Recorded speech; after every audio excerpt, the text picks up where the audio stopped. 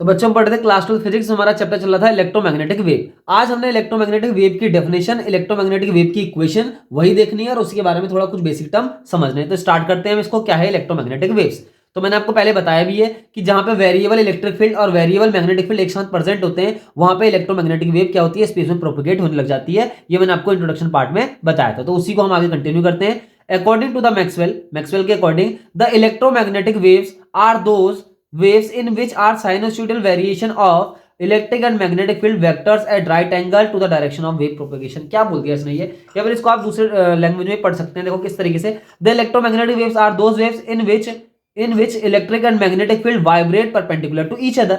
अगर ऐसा हो जाए, and then in the perpendicular direction of electric field and magnetic field wave propagate and which are called the electromagnetic wave। क्या बोली मैंने आपको, देखो क्या बात बोली है, मैं आपको दोबारा समझाने की कोशिश करता हूं कि जब स्पेस के किसी एक पॉइंट पे वेरिएबल इलेक्ट्रिक फील्ड हो, मैंने बोल दिया वेरिएबल इलेक्ट्रिक फील्ड हो और वेरिएबल मैग्नेटिक फील्ड भी हो, और दोनों के दोनों जो है ना एक दूसरे के परपेंडिकुलर वाइब्रेट करे। यानी कि मान लो इलेक्ट्रिक फील्ड इधर को है और क्या है, मैग्नेटिक फील्ड इस तरफ को है। मैं आपको क्या बोल रहा हूं, अच्छे समझ लो आप। जब क्या कहते हैं स्पेस के किसी एक पॉइंट पे वेरिएबल मैग्नेटिक फील्ड हो और वेरिएबल इलेक्ट्रिक फील्ड हो और वो एक दूसरे के परपेंडिकुलर वाइब्रेट करें, जैसे इलेक्ट्रिक फील्ड मैंने वाई डायरेक्शन में ले लिया और मैग्नेटिक फील्ड बी डायरेक्शन में ले लिया, तो थर्ड डायरेक्शन में यानी कि इन दोनों के परपेंडिकुलर डायरेक्शन में एक वेव निकलती है, एक वेव प्रोपेगेट होती है जिसको हम ईएम वेव कहते हैं। और यही ईएम वेव के बारे में मेन बात है, यही इसकी डेफिनेशन है। ठीक है ना, मैंने क्या बोला अच्छे समझ लो। जब स्पेस के किसी एक पॉइंट पे वेरिएबल इलेक्ट्रिक और वेरिएबल मैग्नेटिक फील्ड हो और वो वेरिएबल इलेक्ट्रिक फील्ड और मैग्नेटिक फील्ड एक दूसरे के परपेंडिकुलर वाइब्रेट कर रहा हो, तो उसी पॉइंट पे से थर्ड डायरेक्शन में यानी कि इलेक्ट्रिक और मैग्नेटिक फील्ड के परपेंडिकुलर डायरेक्शन में एक वेव जनरेट होती है, एक वेव ऑसिलेट होती है, एक वेव प्रोपेगेट होती है, जिसको हम ईएम वेव कहते हैं। और ये जो ईएम वेव होती है ना, इसका जो इक्वेशन होता है वो साइन के अकॉर्डिंग होता है। साइन जो थीटा होता है ना, जो साइन आपने पढ़ा है उसके अकॉर्डिंग होता है, इसलिए हम इसको क्या बोलते हैं, साइनोसॉइडल वेरिएशन यहाँ पे करके टर्म एक डाला हुआ है। तो according to Maxwell, the electromagnetic waves are those waves in which there are sinusoidal variation of electric and magnetic field vectors at right angle। देखो किस पे होते हैं इलेक्ट्रिक और मैग्नेटिक फील्ड, राइट एंगल पे होते हैं, to the direction of the wave propagation, यानी कि वेव प्रोपगेशन की डायरेक्शन के राइट एंगल पे, यानी कि वेव प्रोपगेशन की डायरेक्शन के परपेंडिकुलर डायरेक्शन में इलेक्ट्रिक और मैग्नेटिक फील्ड होते हैं। वही मैंने आपको हमें चित्र में समझाने की कोशिश की कि इलेक्ट्रिक फील्ड अगर वाई डायरेक्शन में है, मैग्नेटिक फील्ड अगर बी डायरेक्शन में है, और ये दोनों मैग्नेटिक फील्ड टाइम के साथ साथ वैरी होंगे और ये दोनों अगर परपेंडिकुलर वाइब्रेट भी करेंगे। कितनी सारी शर्तें हैं देख लो, अच्छे से समझ लो। जब इलेक्ट्रिक फील्ड और मैग्नेटिक फील्ड एक दूसरे वेरिएबल हो, एक तो टाइम के साथ वेरी करें, और क्या कहते हैं दूसरी बात, वो एक दूसरे के परपेंडिकुलर वाइब्रेट करें, तब इनकी थर्ड डायरेक्शन में यानी कि इन दोनों की परपेंडिकुलर डायरेक्शन में ईएम वेव का जनरेशन होता है, और वो ईएम वेव इस तरीके से निकलती है। मैंने एक चित्र बना रखा है, चित्र को आप अच्छे से समझ लो, बहुत इंपॉर्टेंट है। देखो यहाँ पे मैंने एक्स डायरेक्शन जो है ना, एक्स डायरेक्शन जो है मैंने यहाँ पे क्या लिख दिया, देखो ये वेव के चलने के डायरेक्शन, यानी कि इलेक्ट्रोमैग्नेटिक वेव की डायरेक्शन ये हो गई। ठीक है, वेव ये वी लिखा है, वेलोसिटी मतलब वेव के चलने की डायरेक्शन है जो इलेक्ट्रोमैग्नेटिक वेव यहाँ पे जनरेट हो रही है। आप यहाँ पे ईएम वेव भी लिख सकते हैं, जैसे कि ईएम वेव का डायरेक्शन इस तरफ है। देखो ये इलेक्ट्रिक फील्ड है और ये है मैग्नेटिक फील्ड, ये एक दूसरे के परपेंडिकुलर है, क्योंकि ये वाई डायरेक्शन में जेड डायरेक्शन में, तो वाई जेड एक्सिस तो एक दूसरे के परपेंडिकुलर होती है ना। और ये वाली जो आपको ये डार्क लाइन दिख रही है ना, ये जो डार्क लाइन है ना, ये आपको इलेक्ट्रिक फील्ड के लिए दिखा रखी है। और ये यहाँ से यहाँ तक का जो इसका मैक्सिमम वैल्यू होगा, इसको E0 भी कहते हैं, आप अच्छे जानते हैं इलेक्ट्रिक फील्ड का पीक वैल्यू E0। इसी तरीके से यहाँ पे पीक वैल्यू किसका आएगा, मैग्नेटिक फील्ड का, जिसको हम B0 से डिनोट करेंगे। ये सारी चीजें भी आपको समझनी है। ये इलेक्ट्रिक फील्ड का कर्व है, देख लो वेरिएबल इलेक्ट्रिक फील्ड का कर्व है ये। और वेरिएबल इलेक्ट्रिक फील्ड कहां से कहां को आप अच्छे समझ रहे हो, देखो वाई डायरेक्शन में सीधा दिखा रखा हमने, वाई डायरेक्शन में चाहे प्लस वाई डायरेक्शन में हो चाहे माइनस वाई डायरेक्शन में हो। इस तरीके से आपके पास जो ये मैग्नेटिक फील्ड है ना, ये मैग्नेटिक फील्ड जेड डायरेक्शन में, देखो जेड डायरेक्शन की तरफ को हमने डायरेक्टेड कर रखा। और जो पीक वैल्यू होगी इलेक्ट्रिक फील्ड की, इसको हम E0 से नोट करेंगे, और जो पीक वैल्यू होगी मैग्नेटिक फील्ड की, उसे हम B0 से नोट करेंगे। ये सारी बातें आपको ध्यान रखनी है। जब इलेक्ट्रिक फील्ड और मैग्नेटिक फील्ड एक दूसरे के परपेंडिकुलर वाइब्रेट कर रहे हैं किसी स्पेस के किसी एक पॉइंट पे, और ये electric field magnetic field variable भी होने चाहिए, तब थर्ड डायरेक्शन में परपेंडिकुलर डायरेक्शन में क्या होती है, एक वेव का जनरेशन होता है, जिसे इलेक्ट्रोमैग्नेटिक वेव बोलते हैं। देख लो ये इलेक्ट्रिक फील्ड जो है वो वाई डायरेक्शन में वाइब्रेट कर रहा है, मैग्नेटिक फील्ड जो है वो जेड डायरेक्शन में वाइब्रेट कर रहा है, एक दूसरे के परपेंडिकुलर है। तो थर्ड डायरेक्शन कौन सी हो गई इनकी, इनके लिए एक्स डायरेक्शन हो गई थर्ड, जो इन दोनों के परपेंडिकुलर है, किसके, इलेक्ट्रिक फील्ड के भी और मैग्नेटिक फील्ड के भी। तो थर्ड डायरेक्शन यानी कि एक्स डायरेक्शन में इलेक्ट्रोमैग्नेटिक वेव का प्रोपेगेशन होगा, यानी कि इलेक्ट्रोमैग्नेटिक वेव जो जाएगी वो थर्ड डायरेक्शन यानी कि एक्स एक्सिस में जाएगी। यही इलेक्ट्रोमैग्नेटिक वेव की डेफिनेशन है, और ये फिगर आपको वहां पे बना के आना ही आना है। तो इलेक्ट्रोमैग्नेटिक वेव की डेफिनेशन और उसका आप ग्राफ समझ चुके हैं कि किस तरीके से ग्राफ है। अब मैं यहाँ पे क्या करना है, हमें इलेक्ट्रिक फील्ड और मैग्नेटिक फील्ड की इक्वेशन लिखनी है, तो उनको लिखने का ट्राई करते हैं। देखो जो इक्वेशन होती है ना, पहले इलेक्ट्रिक फील्ड की इक्वेशन लिखेंगे, वो होती है आपको डायरेक्टली ऐसे लिखना है। इस वाली उसमें क्या कहते हैं, इस वाले अगर इलेक्ट्रोमैग्नेटिक वेव का टॉपिक आता है तो उसकी डेफिनेशन लिख के उसका ग्राफ बना के जैसे मैं आपको दिखा रहा हूँ, जैसे मैं आपको लिख के दिखा रहा हूँ, ऐसा ही आपको लिखना है। ई बराबर जो होता है ना इलेक्ट्रिक फील्ड की जो इक्वेशन होती है यहाँ पे, वो होती है E0 sine k x minus omega T. आपको याद रखना, वेरी वेरी इंपॉर्टेंट। जैसी इक्वेशन मैं आपको लिखा रहा हूँ ऐसी इक्वेशन आपको यहाँ पे लिखनी है, बहुत इंपॉर्टेंट आपके लिए ये है। ठीक है, आगे देखते हैं। एक मैग्नेटिक फील्ड की इक्वेशन भी बनेगी जब यहाँ पे मैग्नेटिक फील्ड भी है, वो जाएगा बी बराबर B0 और साइन हो जाएगा के x minus omega T.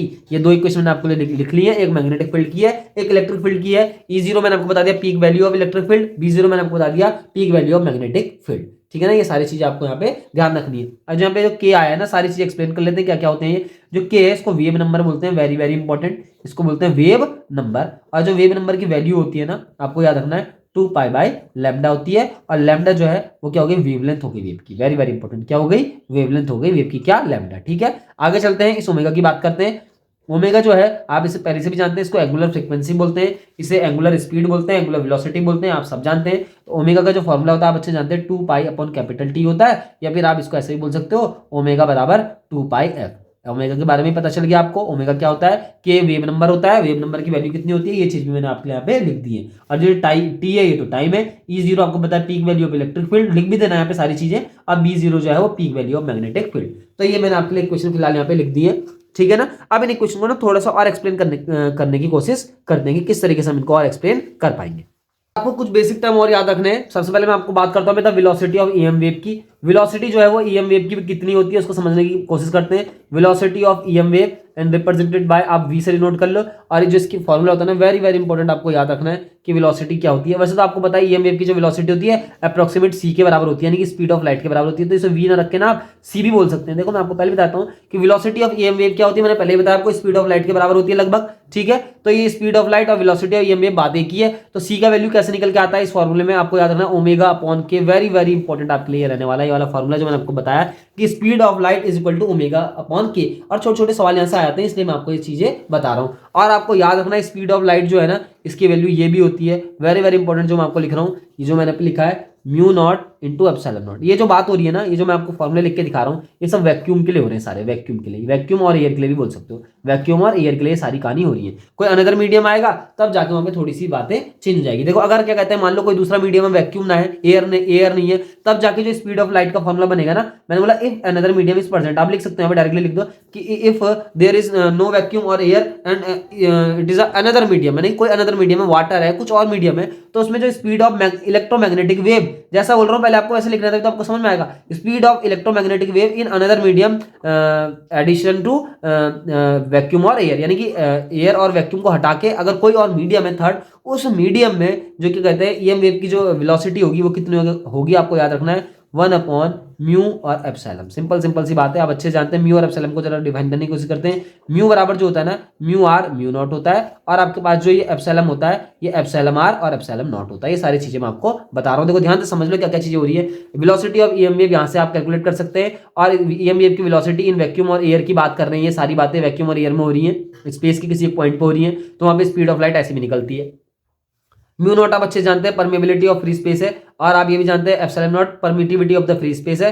And इसी तरीके से आपको क्या करना है, जो ये v लिखा मैंने यहाँ पे, ये भी वेलोसिटी ऑफ ईएम वेव है, पर ये तब है जब स्पेस और वैक्यूम की या फिर एयर की बात ना हो रही हो, कोई दूसरा ही मीडियम वहां पे आ जाए, किसी दूसरे ही मीडियम में, यानी कि वाटर में पूछ दिया, ग्लास में पूछ दिया, कोई दूसरा मीडियम ले लिया, उसमें स्पीड ऑफ लाइट पूछ दी, स्पीड ऑफ ईएम वेव पूछ दी, तो इस फॉर्मूले से निकल के आएगी। म्यू क्या है मैंने आपको समझा दिया, एप्सिलॉन नॉट एप्सिलॉन क्या है वो भी मैंने आपको बता दिया। ये सारी चीजें आपको यहाँ पे ध्यान रखनी है। एक और इंपॉर्टेंट बात आपको यहाँ पे ध्यान रखनी होगी, जो क्या है आपके लिए, देखो मैंने आपको क्या बताया, देखो कि देखो अभी एक फॉर्मूला हमने यहाँ पे लिखा था कि ये जो आपको दिख रहा होगा ओमेगा बराबर,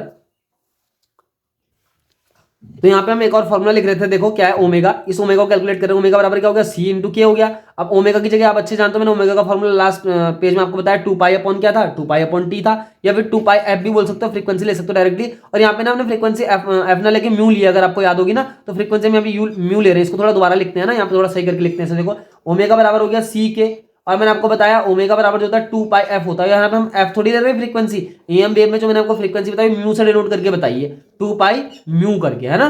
तो कहने का मतलब ओमेगा की जगह आप लिख दो 2 पाई म्यू, और जो सी है ना, सी को ऐसे रहने दो, और के जो है वेव नंबर है, और वेव नंबर की वैल्यू मैं आपको पहले बता चुका हूँ 2 पाई अपॉन लैम्डा। तो देखो आपको कुछ कटते हुए दिखाई दे रहा होगा, 2 पाई से 2 पाई कट गया, तो यहाँ से एक फॉर्मुला निकल के आ गया, सी बराबर mu lambda. Very very important, एक फॉर्मुले जो आपके लिए निकल के आ रहे हैं, वेरी वेरी इंपॉर्टेंट है। यहाँ से एक न्यूमेरिकल आता है, मैं आपको बता देता हूँ, यहाँ से भी इस फॉर्मुले से भी एक न्यूमेरिकल बन के आ जाता है कभी कभी, ठीक है ना, और इसकी तो डायरेक्टली वैल्यू पूछ लेता है। तो जो जो चीज़ यहाँ पे निकल के आ रही है वो चीज़ आपको सारी ध्यान रखनी है। और एक इंपॉर्टेंट बात आपको लास्ट बात बताते हैं, एक और फॉर्मुला बताते हैं जो आपको याद रखना है, जो आपके काम आएगा न्यूमेरिकल करने में। वो क्या है कि B0 is equal to E0 upon c होता है। जब आप इसको सारे सॉल्यूशन सॉल्व करेंगे ना, मैक्सवेल की इक्वेशन सॉल्व करेंगे, और ये इलेक्ट्रिक फील्ड मैग्नेटिक फील्ड की जो 2 इक्वेशन मैंने आपको लिखाई, E बराबर E0 sine k x minus omega t, B बराबर B0 sine k x minus omega t, इन दोनों इक्वेशन को जब आप सॉल्व करेंगे ना, तो B0 और E0 में ये रिलेशन निकल के आता है। ये रिलेशन भी आपको याद रखना है, ये रिलेशन भी आपके लिए बहुत इंपॉर्टेंट है। यहाँ से भी एक छोटा सा न्यूमेरिकल एक नंबर का डायरेक्टली वो पूछ लेता है, ठीक है। तो इतनी सारी चीजें मैंने आपको बताई इलेक्ट्रोमैग्नेटिक वेव में। इलेक्ट्रोमैग्नेटिक वेव क्या होती है, उसका डेफिनेशन क्या है,